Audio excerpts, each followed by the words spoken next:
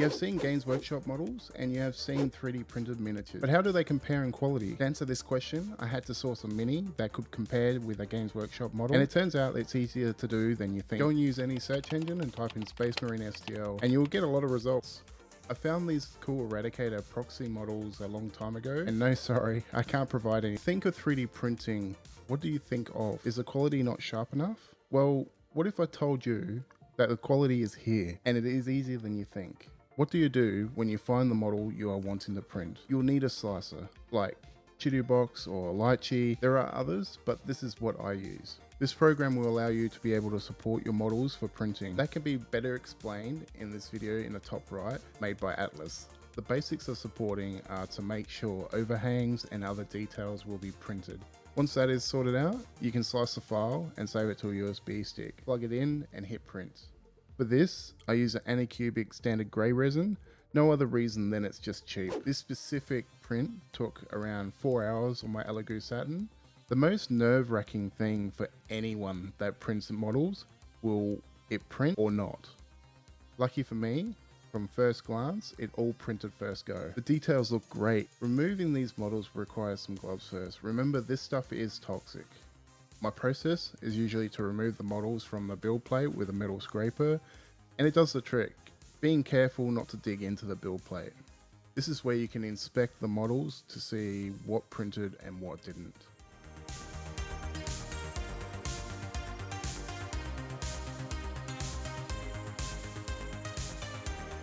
This machine is the Elegoo Mercury X bundle I got last year. It works well for bigger printers. With washing, I use methylated spirits.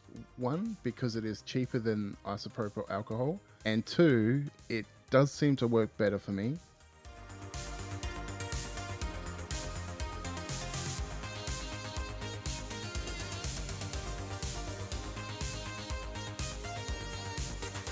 After they've had their bath, I let the models dry on some paper towels and just remove the supports. I'll also like to point out here that I didn't use hot water to remove the supports. There was no bad reason for not doing so, I just simply forgot. Hot water for support removal works extremely well.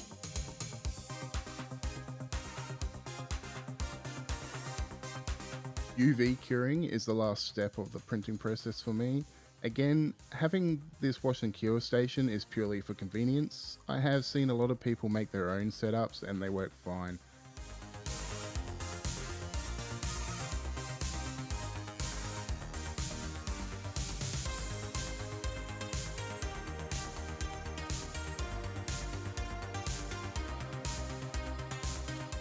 Let's put this model together so we can have a look at it. Picked up this Gorilla Gel super glue to try out. Let me know if you have any other recommendations for gluing 3D printed miniatures. I'm actually very keen to know about that. For me, the gel super glues are really good to hold things in place and they just don't run everywhere.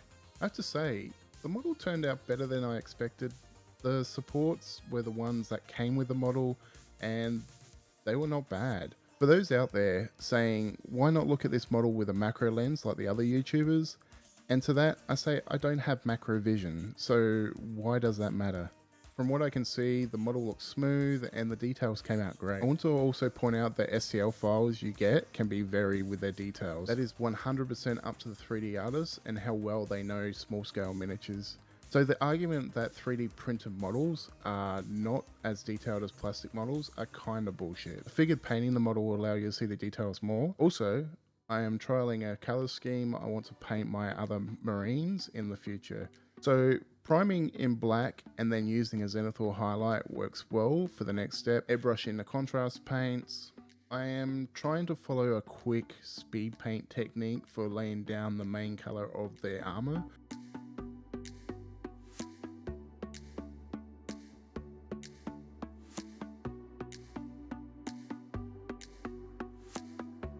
Here are the results of the 3D printed model.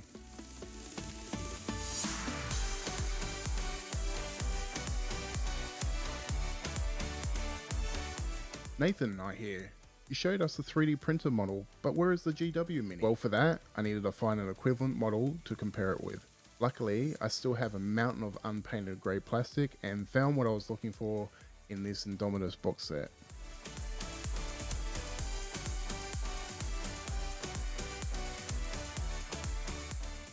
There is still something cool about cracking open a box of sprues though.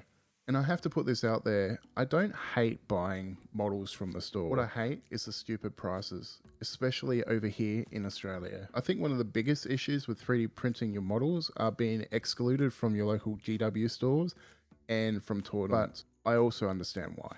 Anyway, rant over, you came here for the comparisons. Let's glue this bad boy together and compare the two.